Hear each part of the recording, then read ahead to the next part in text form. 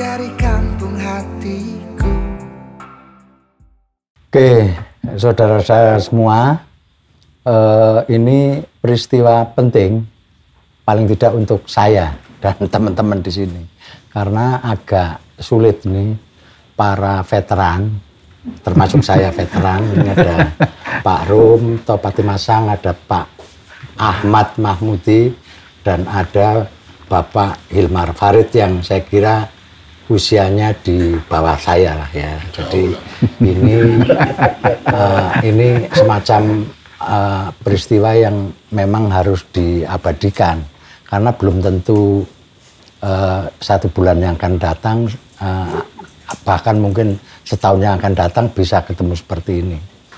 Oke, jadi ini santai saja ngobrolnya. Mohon nanti kalau waktunya sudah cukup saya dikasih kode supaya bisa mengakhiri pertemuan ini. Kira-kira begini, saya kira kepada yang lebih muda dulu, kepada Bapak Hilmar Farid. Saya sebetulnya sehari-hari dulu kalau panggil ya Fae, tapi karena sekarang dia menjadi Bapak Direktur Jenderal, jadi ya harus Bapak lah ya, Bapak Hilmar Farid itu. Gini, dari dulu Dirjen Kebudayaan itu kan dikenal hanya ngurusin kesenian, ya seni, pokoknya kesenian lah, berbagai kesenian, dan ya mungkin yang lain urusan purbakala. Kok tiba-tiba, atau bukan tiba-tiba ya, tapi saya merasa tiba-tiba sekarang kok menghembuskan tentang kedaulatan pangan. Kalau saya paham bahwa pangan itu juga menjadi kebudayaan, tetapi secara umum orang memahami kebudayaan itu ya kesenian. Nah, saya justru pengen tanya ini, kira-kira hambatannya apa, atau mungkin juga tantangan atau problematikanya apa ketika Bung V ketika jadi Direktur Jenderal ini mencoba untuk mentransformasi itu. Ya, terima kasih Mas Toto. Saya langsung aja. Jadi memang betul ya bahwa untuk waktu yang cukup lama ya, kebudayaan itu identik dengan seni dan warisan budaya. Jadi 2 hal itu ya. Kalau warisan budaya selalu berbicara tentang cagar budaya, candi dan seterusnya, maupun yang kita sebut tradisi ya. Jadi itu adalah lingkup ya, dari kebudayaan. Dan kalau kita periksa ini sebenarnya asal usulnya bukan pada undang-undang ya, bukan pada peraturan perundang-undangan kita gitu, tapi justru satu kebiasaan yang dimulai sebenarnya oleh UNESCO. Ya, jadi di tahun-tahun 60-an, 70-an itu sangat menonjol. Ya, UNESCO fokusnya pada seni dan warisan budaya. Dan kita di sini mengikuti langgam itu. Nah, perubahan mulai terjadi saya kira karena 2 hal ya. Pertama, karena semakin terlihat ya bahwa yang namanya kesenian, yang namanya warisan budaya tidak berdiri sendiri ya. Kita mengurusi cagar budaya saja misalnya pasti berurusan dengan masyarakat ya, sekelilingnya itu seperti apa. Kalau bicara tentang warisan budaya yang sifatnya intangible seperti pengetahuan lokal ini terkait dengan pangan, pasti ada masyarakat pengembannya gitu ya. Jadi mau tidak mau di dalam melaksanakan amanat undang-undang ini, soal yang kedua ya, ada Undang-Undang Nomor 5 Tahun 2017 yang memang memayungi semua kegiatan kebudayaan kita, tentu luas sekali gitu. Nah, itu saya kira ya awal mulanya terjadi perubahan itu. Nah, memang tidak mudah gitu ya, karena organisasinya, sistem anggarannya, kebijakan-kebijakan turunan dari yang lama ini hampir semuanya terfokus pada urusan seni dan warisan budaya. Jadi memang ada pekerjaan reorganisasi ya, dan selama beberapa tahun ini fokus kita adalah itu ya, mereorganisasi, regulasinya juga dibuat sehingga dia bisa memayungi ya kegiatan-kegiatan yang lebih luas ya, jadi tidak terbatas pada seni dan budaya. Tentu tidak mudah ya, karena ini kita bekerja dengan teman-teman yang selama bertahun-tahun ya, bahkan puluhan tahun ya, dibentuk dengan pemahaman tadi ya soal seni dan warisan budaya. Dan tapi sekarang ya saya kira sudah mulai ya terlihat ada perubahan, makanya ada kerjasama dengan Perdikan dan INSIS ini mulai melihatlah ranah yang lebih luas. Nah, alasan yang lebih mendasar sebetulnya saya kira didorong oleh krisis ya, krisis yang kita hadapi ini sekarang ya, yang katakanlah manifestasinya waktu pandemi itu kemudian seperti membuka begitu banyak masalah ya, punya masalah-masalah yang serius pada hal-hal yang sifatnya sangat fundamental gitu. Dan buat kami kemudian lihat ya, kalau misalnya apapun kementeriannya ya, tapi dia tidak bisa merespons problem ini masalah gitu ya. Jadi kita ikut ambil bagian dan melihat bahwa pangan ini ke depan akan jadi soal yang sangat serius ya, dan sebetulnya kita punya kekuatan yang cukup besar berbasis pada masyarakat, berbentuk pengetahuan lokal, sumber daya alam dan seterusnya, yang kalau tidak diurus gitu ya, rasanya kok ini nggak menjalankan amanat konstitusi malah jadinya gitu ya, kurang lebih gitu. Oke, nanti saya pengen lebih mendalam ya soal problematikanya ya, karena ini kan udah terlalu lama ya mendarah daging. Kalau orang bicara budaya itu mesti dalam pikirannya itu kesenian. Nah, pasti doa saya moga-moga Pak Hilmar ini tidak diprotes para seniman gitu yang merasain bahwa ini kok malah ngurusin kayak gitu. Nah ini aja ini nanti kita lanjutkan. Sebelum itu saya justru pengen tadi Mas Farid, Mas Fair sudah mengungkapkan kenapa kerjasama dengan teman lama kita ya di sini ya. Nah saya minta Pak Rum, kira-kira apa yang dilontarkan oleh Dirjen Kebudayaan tentang kedaulatan pangan ini, kalau menurut Pak Rum itu kayak apa sih? Saya pikir yang harus mudah dicerna banyak orang ini, karena kalau saya sebetulnya menerjemahkan kalau pengelolaan kekuasaan itu namanya politik. Jadi ketika petani itu sedang menguasai benihnya, itu sebenarnya itulah disebut politik benih petani.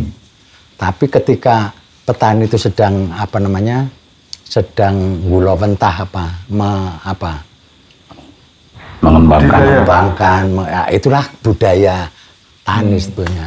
Oke, silakan Pak Rum. Ini secara untuk memudahkan misinya Dirjen Kebudayaan tentang apa sih sebetulnya kedaulatan pangan itu. Sebenarnya tidak cuma dalam pangan ya. Dalam semua sektor kehidupan itu kebudayaan gitu. Karena kebudayaan itu cara hidup. Jadi cara satu orang atau satu masyarakat menjalani hidupnya itu kebudayaan. Nah, karenanya disebut kebudayaan, budi dan daya ya. Jadi akal budi manusia bekerja dan kehendak untuk bertindak itu daya namanya. Nah, apalagi dalam hal pangan. Nah, selama ini mungkin kesalahan, kekeliruan dianggap pangan itu bukan urusan kebudayaan karena selalu orang berfokus pada bahan pangan. Padahal bahan pangan itu cara menghasilkan bahan pangan gimana? Cara mendapatkan bahan pangan gimana? Cara orang menghidangkan bahan pangan, makanan gimana? Cara orang makan gimana? Itu kebudayaan semua gitu. Itu semua. Karena itu kalau kita bicara pangan, kemudian kita harus bicara mulai dari pangkalnya. Kalau sekarang istilahnya hilirnya gitu ya. Bagaimana benih diproduksi? Karena tidak akan ada pangan kalau tidak ada benih gitu kan.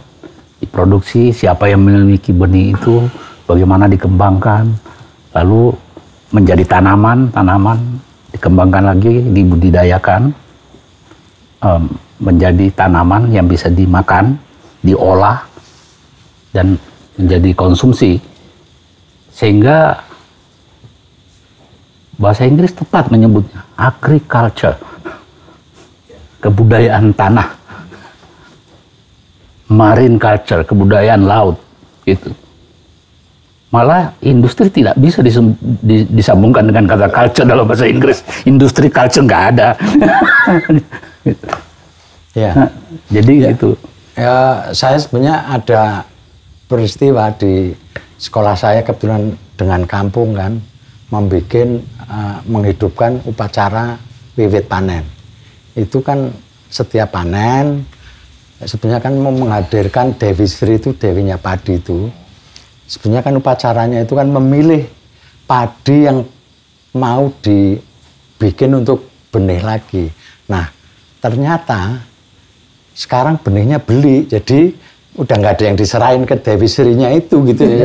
Tapi ya karena supaya anak-anak mengenal ya tentang adat istiadat dan sebagainya, tetap diselenggarakan gitu. Nah, tapi saya kira yang terputus tadi dari benih ke dari benih ke apa yang diupacarakan itu, jadi nggak perlu lagi memilih benih yang bagus di sawah itu. Oke, Mas Mahmudi, saya pengen contoh-contoh ini sebenarnya lebih lebih real di mungkin tidak harus dicontoh di Jawa ya, bisa di Indonesia Timur dan sebagainya yang berkaitan pada kedaulatan pangan ya, paling tidak melihat dari embrionya sampai ke hasilnya kayak apa gitu. Ya, ini masalah yang serius ya. Karena sejak revolusi hijau itu pelan-pelan kedaulatan pangan ini digerogoti oleh modernisasi itu. Nah, sehingga kekuatan-kekuatan tentang kedaulatan pangan ini semakin tahun ya itu semakin melemah. Nah, pada kelompok menengah itu sering mengkacaukan antara kedaulatan pangan dengan kecukupan pangan, food security, ya dengan ketahanan pangan. Dan, jadi itu masalah. Jadi secara teori tidak berkembang, ya bahkan nyaris tidak diajarkan ini tentang kedaulatan pangan yang sangat fundamental ini. Itu di dunia pendidikan. Tanam menanam diajarkan, tetapi dikenalkan. Akan tetapi kedaulatan pangan ini sama sekali saya belum pernah menemukan ya. Bahkan dalam banyak diskusi itu sering dirancaukan. Nah, di masyarakat terutama di Jawa, nah itu sudah sulit ya untuk ditemukan. Ada bagian-bagiannya masih ada, tetapi secara umum itu sudah tergerogoti betul katanya. Jadi dari katakanlah yang kalau di Jawa kita nggak bisa lepas dari padi misalnya. Nah, petani-petani di Jawa, terutama untuk petani padi ini, itu pada tahun 90 saya melakukan penelitian. Kalau kita tanya bagaimana Pak tanaman padinya, alhamdulillah lumayan, masih cukup untuk makan sampai nanti panen lagi. Hanya dalam waktu 10-15 tahun penelitian saya lakukan lagi sudah tidak seperti itu. Jadi bagaimana Pak pertaniannya, bagaimana padinya, nanti bisa bawa pulang sedikit saja sudah untung. Nah, sekarang ini semua sudah diserahkan kepada pasar. Petani padi di Jawa itu sudah tidak membawa pulang apapun. Jadi begitu padi mulai menguning, nah itu sudah penebas-penebas, dia sudah bahkan banyak yang ngicun juga. Nah itu sudah dibegitukan, diborong di sawah. Bahkan saat panen yang menggembirakan, waktu saya kecil dulu, melihat orang tua saya nanam padi itu saat yang sangat membahagiakan panen. Petani-petani di Jawa sekarang sudah tidak melihat, bahkan tidak datang ke sawah karena nanti sudah sudah ditebaskan milik orang lain. Nah, di luar Jawa pada tahun 90-an saya keliling sama Pak Rum ya ke Maluku, ke pulau-pulau kecil, masih melihat itu. Ya. Tetapi 10 tahun kemudian saya kembali lagi ke Pak Rum ke di K ya, kita keliling di Verbal waktu itu ya. Nah itu potretnya sudah sangat berubah. Jadi yang dulu misalnya ibu-ibu di sana bikin minyak kelapa, hanya dalam waktu kurang lebih 10-15 tahun saya datang lagi dengan Pak Rum, itu sudah tidak lagi bikin minyak kelapa. Kemudian yang biasanya olah singkong hutan, nah itu pun sudah tidak diurus lagi. Semuanya sudah menunggu BLT, menunggu Raskin, ya, dan sehingga tantangannya cukup berat. Nah karena itu program yang diinisiasi oleh Pak Dirjen ini menurut saya luar biasa, dan Perdikan Insis menyambut dengan sangat serius, karena memang ini lahannya. Karena kalau tidak makan ya mati sudah. Masalahnya di situ. Nah sekarang benih sudah tidak dikuasai lagi oleh petani, baik di Jawa maupun di luar Jawa. Ilmu pengetahuan juga sudah tidak dikuasai lagi, ya. Jadi sudah tidak ada lagi mengelola sumber-sumber pangan secara kolektif. Dulu waktu saya masih kecil itu hal biasa, misalnya Pak Toto mau tanam padi, bikin benih bibit, terus kemudian ada lebih, kemudian diberikan kepada petani yang lain. Dan kemudian hasil panen disimpan untuk cadangan pangan dan untuk bikin benih untuk cadangan lagi atau lumbung. Sekarang sudah tidak ada. Oke, nanti saya minta Pak Rum untuk sering ya Pak Rum itu nanya ke orang-orang kalau diskusi, sebetulnya kamu itu melihat pangan itu apa? Sebagai komoditi atau sebagai bagian dari kehidupan itu sendiri. Nanti saya mohon Pak Rum untuk men-share itu. Nah, saya kembali ke Bung Fai lagi. Kira-kira apa yang dibayangkan Anda tentang, walaupun kita tahu ya, Bung Fai ini juga sudah nulis di Kompas tentang kedaulatan dan pangan dan sebagainya, tetapi kira-kira peran Dirjen Kebudayaan ini kira-kira seperti apa? Ya, kalau kita sih memahami kan sebetulnya bahwa praktek-praktek untuk memperkuat kedaulatan pangan itu sebetulnya hidup ya di masyarakat. Gitu. Sebagian tergerus oleh modernisasi gitu, tapi ada pengetahuan dan praktek-praktek yang kalau dikonsolidasi gitu itu bisa menjadi kekuatan yang besar. Dan kalau kita di Dirjen Kebudayaan mengambil posisi fasilitator gitu ya, dalam pengertian yang sesungguhnya gitu ya. Artinya ambil dari akar katanya, tugas kita sebetulnya mempermudah orang lain untuk melakukan kan. Jadi si masyarakat ini dibantu sedemikian rupa sehingga bisa mengembalikan ya pengetahuan lokalnya, praktek-prakteknya, dan kemudian bermodal dengan itu ya bisa membangun ya kedaulatan pangan atau menegakkan kedaulatan pangan paling tidak untuk lingkupnya sendiri ya. Jadi kita juga membayangkan ini pekerjaan panjang ya. Jadi bukan kemudian ada satu program setahun terus besoknya sudah berdaulat gitu ya.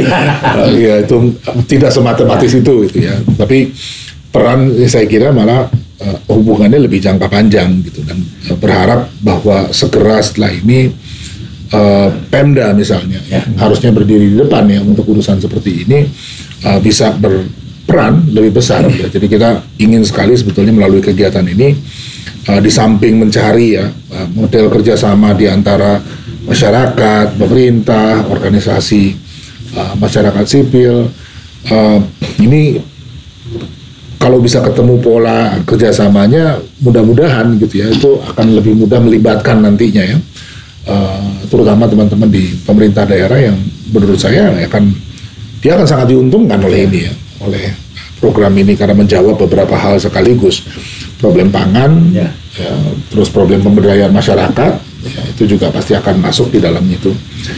Nah, memang kita tahu tidak mudah ya untuk menjadikan apa yang kita lakukan ini bagian dari kebijakan, tapi arahnya ke sana, gitu. Arahnya kita mau tempuh itu ke sana.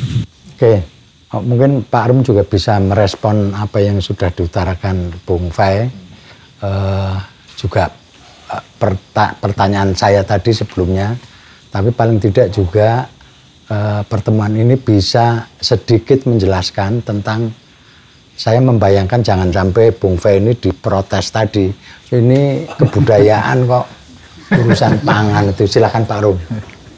Ya, pertama gini, barangkali kita memang harus kembali ke dasar sekali, yang namanya pandangan tentang pangan. Persepsi kita tentang pangan gitu. Sebenarnya di kebudayaan tradisional kita dan di kebudayaan peradaban tua, pangan itu bukan komoditas loh. Bahkan agama-agama monoteis, Yahudi, Kristen, Islam awal-awalnya melarang menjual pangan, bahan pangan. Nggak boleh diperjualbelikan. Kalau ada orang butuh, kasih. Tapi tidak untuk dijual. Di beberapa masyarakat kita di Indonesia masih ada. Orang Boti misalnya di timur itu haram itu menjual bahan pangan itu, dan itu memalukan, itu shameful secara sosial gitu. Nah, kita kembali ke dasar itu aja, dan itu yang hilang menurut saya gitu. Begitu pangan menjadi komoditas, yang menentukan nanti rangkaian permintaan penawarannya itu bukan lagi produsen pangan dan pengguna konsumen pangan, tapi orang yang tidak ada hubungannya dengan urusan pangan gitu. Tidak peduli dia gitu. Yang penting untung gitu. Nah, bursa komoditi terbesar di dunia ini kan Chicago. Semua harga komoditas pertanian ditentukan di sana gitu. Nah, itu juga sekarang jadi persoalan besar gitu, dikritik besar gitu, bahwa ada hak apa dia yang menentukan gitu.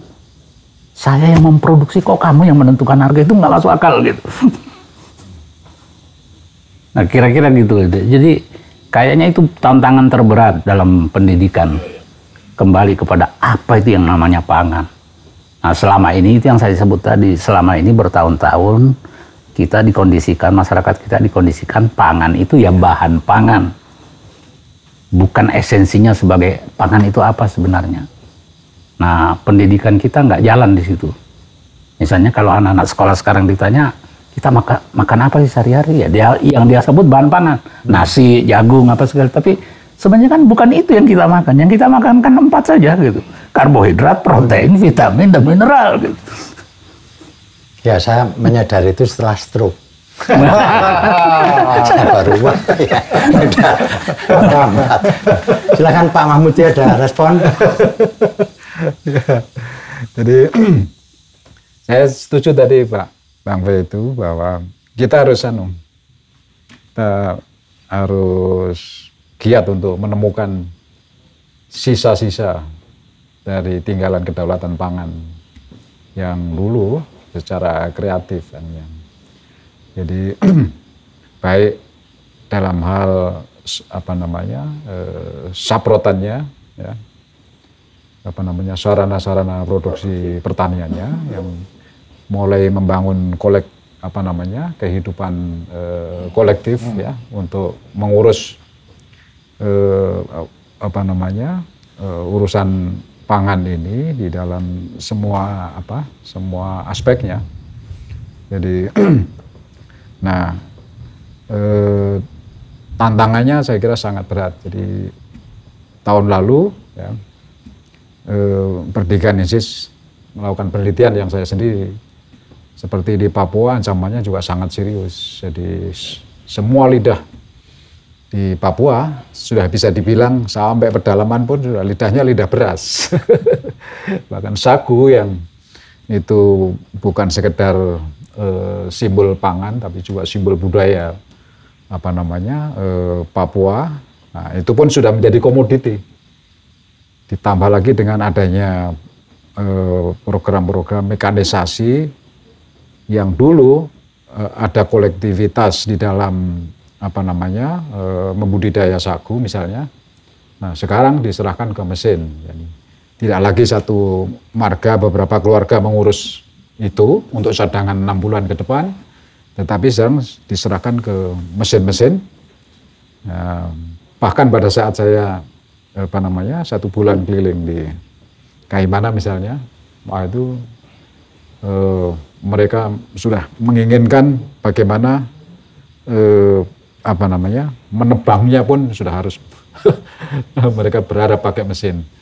Nah, dulu bisa menebang kalau menebang pohon sagu itu 1 sampai selesai itu bisa 15 hari, 3 keluarga. Tetapi sekarang itu hanya butuh waktu 2 sampai 3 hari saja. 1 keluarga saja dengan mesin. Tetapi ini bukan untuk mereka menyediakan pangan sendiri. Tetapi ini kemudian dibawa ke pasar. Dan mereka tidak tahu siapa yang membeli dan itu lari kemana karena semua orang berduyun-duyun melakukan mekanisasi di dalam mengelola sagunya itu. Sementara mereka lidahnya sudah lidah beras. Dan itu saya temukan sampai di pelosok-pelosok. Nah, oleh karena itu memang saya kira itu tadi. Kita akan dihadapkan nanti pada nafas kita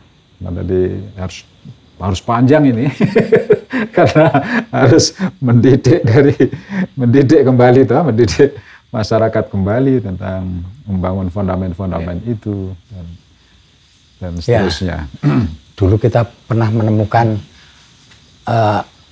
perlu menyekolahkan kembali masyarakat reschooling society.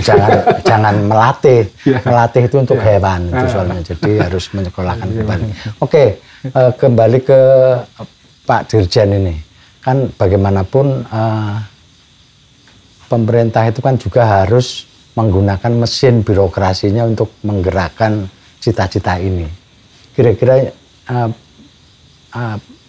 Pak Dirjen ini udah menyiapkan apa saja sampai ke tingkat ke tingkat kabupaten atau di di fungsi-fungsi birokrasinya ya untuk menjalankan ini dengan tetap menghidupkan kesenian, masih ada jadilan, masih ada lengger, masih ada itu nggak boleh dimatikan, tetapi misi ini berjalan.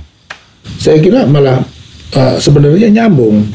Kalau kita lihat ya, banyak ekspresi seni kita ini terkait dengan pangan sebenarnya. Apakah prosesnya menanam, panen, bahkan juga mengolah hasil itu sangat-sangat terkait ya. Dan sebenarnya kita juga udah dalam Pekan Kebudayaan Nasional sempat mengangkat itu ya.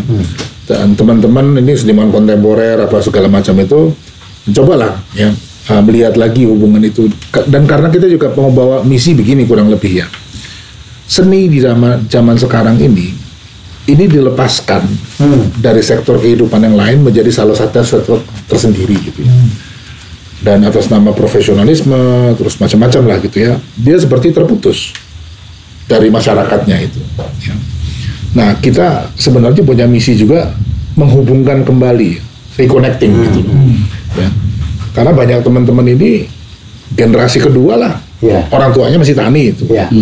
Orang tuanya masih hidup di dalam suasana tadi ya, sisa-sisa kedaulatan pangannya masih kuat gitu. Jadi untuk menghidupkan kembali memori ini sangat besar. Nah, justru sekarang ini gitu ya, dengan adanya problem krisis iklim, kemudian banyak pertanyaan tentang bagaimana sih sebenarnya cara hidup semestinya ya, agar bumi kita ini lestari gitu ya. Seluruh diskusi ini yang sekarang lagi ramai di manapun juga, termasuk di sektor kesenian ini gitu. Jadi saya nggak melihatnya ini sebagai perbedaan, hal yang terpisah gitu ya. Kemudian wah gara-gara fokus pangan jadi kesenian nggak urus gitu ya.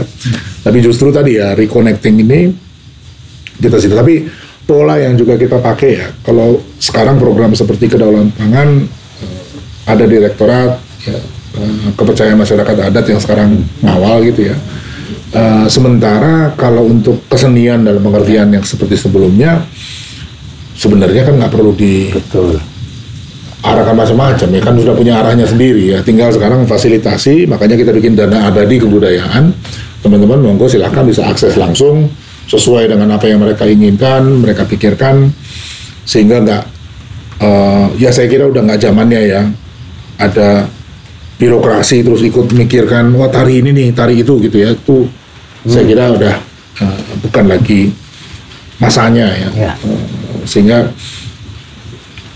pendekatan yang kita gunakan memang untuk dua tadi ya, untuk urusan kedaulatan pangan dengan memfasilitasi kesenian ini dua track yang berbeda, walaupun kita tahu ya di ininya dia ketemu sebetulnya. Itu saya punya pikiran tiba-tiba mendengar ini. Jadi kayaknya problemnya sama dengan pangan. Kesenian harus dikembalikan ke akarnya. Bahwa artinya selama ini sudah terlalu dikuasai kesenian panggung. Padahal ada kesenian. Nah itu jadi ada simplifikasi, reduksi terhadap pengertian kesenian menjadi yang namanya pertunjukan. Padahal tidak kan. Dulu ketika kita masih kecil, ibu-ibu panen di tengah sawah sambil bernyanyi gitu. Itu kesenian gitu. Orang di Sabu manjat pohon lontar ngambil untuk disadap gitu. Antar pohon saling nyanyi, saling apa. Orang Patah Cengke di Maluku mereka menyanyi, menari gitu. Tapi tidak pertunjukan, itu bagian dari hidup gitu sehari-hari gitu.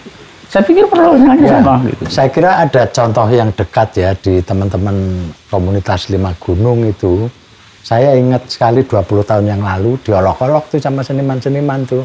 Itu kesenian cap apa gitu ya, cuma kayak gitu aja. Nah, Tanto itu bertahan ya terus sampai sekarang ya. Dan saya kira tidak mencerabut itu yang petani kobis ya, tetap ngurusin kobis dan setiap panen kobis juga dengan kesenian, dengan macam-macam dan sebagainya, sehingga sampai membuat festival Lima Gunung yang saya kira sudah rutin hampir tiap saat, tiap tahun. Dan saya kira itu saya ingat betul itu awal-awal tahun-tahun awal Tanto menginisiasi itu tuh diketawain sama seniman-seniman itu. Oke, saya kayaknya nggak adil nih harus kasih kesempatan Pak. Silakan mungkin Pak Samsul juga Pak Doni agak keras saja ngomongnya, ini bisa ya masuk ya. Oke, silakan Pak Samsul dulu. Menindaklanjutin yang disampaikan Pak Dirjen, memang hal strategis berkaitan dengan kedaulatan pangan yang saat ini juga menjadi perhatian di Pemda-Pemda, misalnya di Pemda NTT. Kondisi ini sangat dirasakan sekali di wilayah Flores Timur khususnya. Nah ini program-program yang ada memang lebih ke ketahanan pangan. Nah setelah kami sosialisasikan hal ini, mereka baru tersadar bahwa sebenarnya di Flores Timur ini memiliki kearifan lokal yang khususnya dengan pengadaan bibit. Namun hal ini juga kami koordinasikan juga dengan Kementerian Pertanian. Ternyata hal yang sederhana itu dengan alasan belum ada sertifikasinya.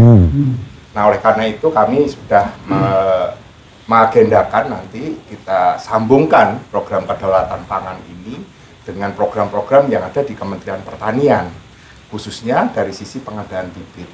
Nah ada hal yang perlu mendapatkan perhatian, yaitu bibit-bibit lokal, sehingga memberikan ruang kepada para petani lokal yang ada di wilayah timur tersebut, mereka bisa menjaga keaslian dari bibit tersebut. Dan pola yang menyimpan itu tadi atau memasukkan ke dalam lumbung itu tadi bagian sebuah keberlanjutan ekosistem dalam hal pangan ini. Nah ini mungkin yang menjadi salah satu bagian dengan adanya program MBKM, Merdeka Belajar Kampus Merdeka ini, dengan program magang bagi mahasiswa. Ada dua hal sisi yang nanti akan tergali. Mahasiswa belajar dengan kearifan-kearifan lokal yang ada, dan juga mendorong menggali kembali kesadaran dari generasi muda di kawasan masyarakat, khususnya masyarakat adat, sehingga mereka dengan kembali memiliki kesadaran gitu bahwa mereka ini sebenarnya punya aset yang sudah mulai ditinggalkan dan perlu diangkat ke permukaan lagi. Nah ini kiranya dengan bekerja sama dengan INSIS, nah kiranya mulai ada roda keberlanjutan ini bisa tumbuh kembali, yang kearifan-kearifan lokal ini sudah hal yang biasa yang dilakukan, masyarakat sudah nggak merasa, kita gugah lagi, oh iya ya, kita memiliki aset yang tak ternilai. Mungkin seperti itu Pak dari kami. Silakan Pak Doni. Saya mendapat kabar ajakan Direktorat Jenderal Kebudayaan mengangkat topik kedaulatan pangan. Itu seperti diajak ngukir relief candi. Karena pada saat rame-ramenya sorghum menjadi satu topik lagi di Indonesia, itu tiba-tiba percakapan tuh mengarah ke buka serat, buka babat, buka relief-relief, di mana di sana mulai ditemukan cantel zaman dulu. Di mana orang akhirnya tahu, oh sorghum itu bukan barang baru sebenarnya. Jadi sekarang ini Pak Dirjen hanya sedang mengukir relief bahwa ada budaya pangan, mulai dari budidaya tanamannya sampai bagaimana mengolahnya menjadi pangan masyarakat. Yang kedua, kalau tadi Pak Dirjen menyampaikan soal amanat konstitusi, MBKM yang disampaikan Pak Samsul nanti akan coba kita bawa di sejumlah desa di bagian timur Indonesia. Kita kayaknya bisa punya kesempatan mengeksplor pelaksanaan dari 5 peraturan perundang-undangan yang selama ini saya penasaran kok nggak nampak progresnya ya. 1, sistem budidaya tanaman, di mana problem terbesarnya adalah sertifikasi, di mana problem terbesarnya adalah syarat BUS, baru, unik, stabil, seragam. Bagaimana bisa bibit lokal, bibit asli harus diseragamkan, harus distabilkan? Kalau itu nggak dipenuhi, selamanya dia nggak akan dapat sertifikasi. Kalau nggak dapat sertifikasi, selamanya dia potensial melanggar peraturan perundang-undangan. Yang kedua, peraturan perundang-undangan yang sejak 2009 itu menjadi sangat populer. Perlindungan lahan pertanian pangan berkelanjutan. Wow, keren sekali. Kalau ada pengalihan lahan yang semula lahan pertanian nggak jadi lahan pertanian, kena disinsentif. Kalau semula lahan pertanian dipertahankan jadi lahan pertanian, dapat insentif. PBB-nya dikurangi, dapat bantuan ini, bantuan itu. Sampai di mana tuh kabarnya? Sampai jumlah peraturan menterinya lebih banyak daripada bulir padi yang di ininya sendiri mungkin. Yang ketiga, perlindungan varietas tanaman, Pak Dirjen. Begitu banyak varietas tanaman, baik itu pangan maupun non-pangan, yang itu asli Indonesia, tapi ketika masuk ke dalam ranah kekayaan intelektual, dia tiba-tiba diperlakukan seperti benda mati. Padahal yang namanya bibit, sampai dia menjadi buah atau bulir yang siap dimakan, itu kan punya budaya sendiri yang tidak bisa dianggap sebagai satu kekayaan intelektual seperti kalau kita melihat copyright yang lain, atau paten, atau yang lain sebagainya. Kalau nanti kemudian di Nusa Tenggara Timur, Papua, Papua Barat, atau pemekaran Papua berikutnya, Maluku yang sudah punya sejumlah varietas tanaman, begitu kita masuk ke pedesaan dan ketemu sama mereka yang masih menguasai varietas-varietas itu, kenapa tidak nanti itu diukir menjadi relief? Dan Direktorat Jenderal Kebudayaan sangat punya peluang untuk memvisualkan itu ke masyarakat luas. Bahkan kalau perlu, kita hubungkan dengan peraturan yang paling baru nih, kekayaan intelektual komunal yang selama ini ditunggu-tunggu kan. Kekayaan intelektual komunal selama ini mungkin tafsirnya seperti yang kalau kita ngomong kesenian tadi, pertunjukan itu. Budidaya suatu tanaman itu juga suatu kebudayaan. Dia juga suatu cara, dia juga sesuatu yang layak dilindungi sebagai suatu kekayaan intelektualnya masyarakat. Bagaimana nih penerapannya? Ini sudah 4. Yang kelima, bagian juga dari tafsir saya mendengar apa yang tadi disampaikan Pak Dirjen mengenai amanat konstitusi soal pangan ini. Undang-undangnya agak menyimpang sedikit dari pangan, tapi lokasinya justru di situ, undang-undang desa. Maka ketika kita memilih masuk ke desa-desa, bertemu langsung dengan perangkat kepala desanya, dengan petani-petani di desanya, Pak Rum tadi bilang, mulai dari pangkalnya, mulai dari hulunya, ya di sana nanti kita coba lihat bagaimana kader muda, generasi muda, mahasiswa masuk lagi ke kancah topik mengenai pangan, ketemu langsung dengan pelakunya. Kalau memang seperti itu yang bisa dikerjasamakan seperti yang disampaikan Pak Samsul dan Pak Dirjen, wow, ini satu langkah awal yang luar biasa. Meskipun Pak Dirjen sudah kasih rambu-rambu, ini tidak seperti sulapan setahun jadi. Ya, bismillah, bisa jalan itu. Moga-moga lancar. Saya kira itu Pak Toto. Oke, ini kalau diteruskan ya terus. Saya kira yang ungkapan saya awal itu bahwa kita ketemu sulit itu harus saya delete nih supaya bisa ketemu lagi dan bisa bikin seri berikutnya. Tapi sebelum itu, saya kira perlu ada closing statement ya, yang Pak Dirjen terakhir. Jadi dari Pak Rum dulu, Pak Mahmudi, baru Pak Faye. Silakan Pak Rum. Sederhana saja ya. Kita kembali ke akar. Ya. Ya. Ini semua kalau kita kehilangan akar, kita kehilangan segala-galanya. Dan itu kehidupan. Ya, tadi pangan, kita kembali ke akar. Pangan itu apa? Kesenian, kita kembali ke akarnya. Kesenian itu apa sebenarnya gitu. Dan yang paling penting, kalau kita kembali ke akar itu, jangan segala sesuatunya kemudian dijadiin komoditas. Kita akan kalah terus gitu. Itu aja lah kalau dari saya. Silakan Pak Mahmudi. Ya, untuk kembali ke akar, nyambung saja dari Pak Rum.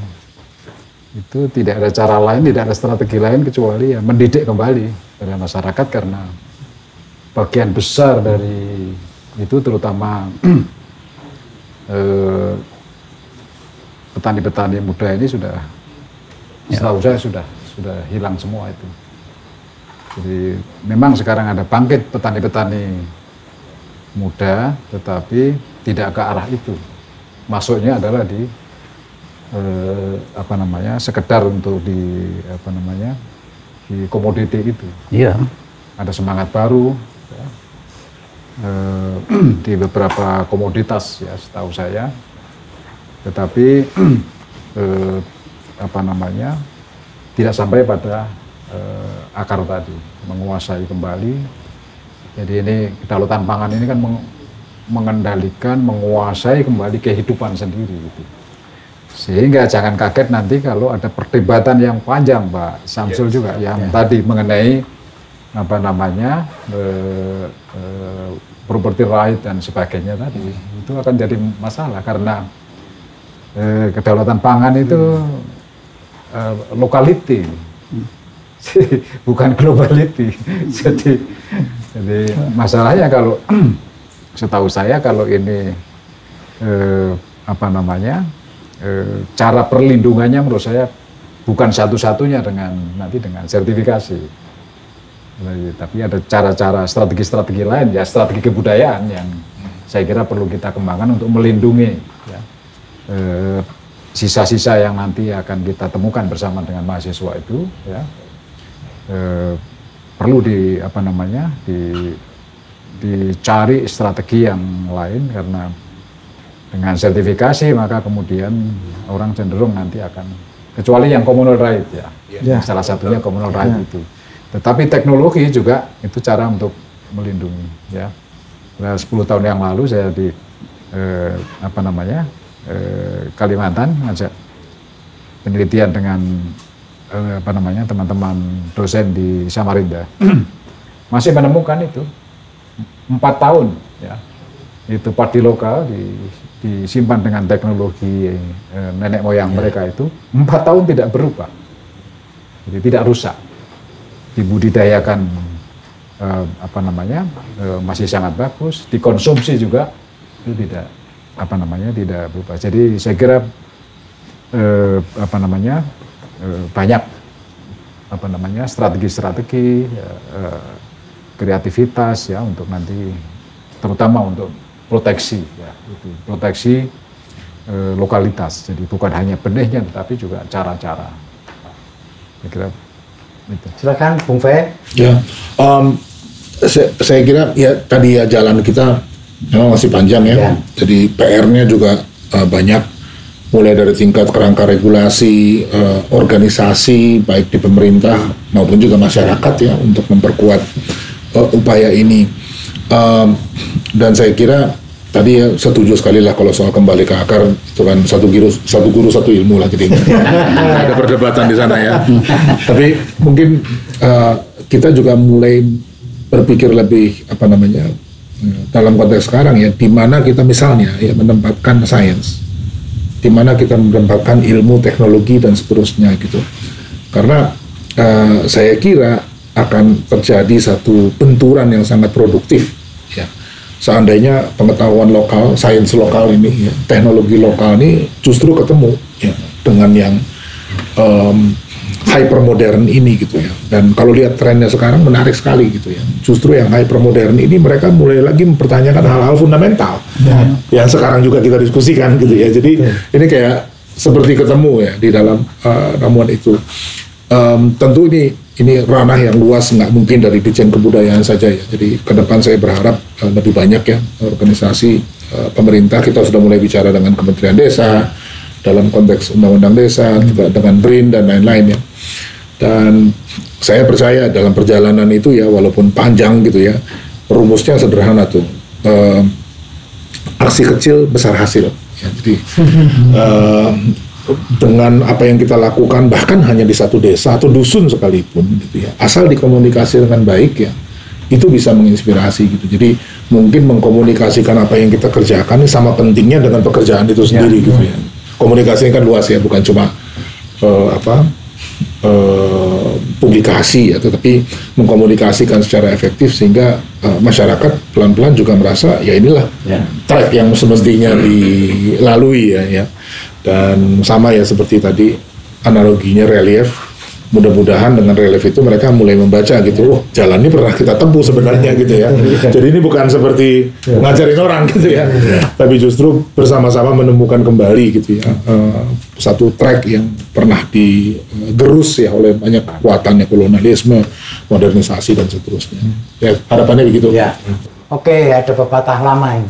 Sedikit-sedikit lama-lama menjadi bukit. Panjang tadi. Oke, saya tidak ingin mengatakan bahwa perbincangan kita malam ini tidak ada gunanya. Kan biasanya semoga ada manfaatnya. Saya ingin ada manfaatnya. Jadi nanti siapa saja boleh mengupload video ini, tidak hanya di channelnya Informan, tapi siapapun. Semakin banyak dicuri, semakin bagus. Oh ini anak-anak Informasi Indonesia sedang nonton ya? Sebenarnya ya. Oh ini kita live ya? Tidak jadi live. Oh gitu. Oke. Terima kasih banyak dan sampai jumpa lagi pada seri berikutnya. Iya. Supaya ada seri berikutnya. Jika kau hidup di lumbung padi niscaya kamu tak akan mati. Tapi sekarang kamu merasa hidup begitu merana.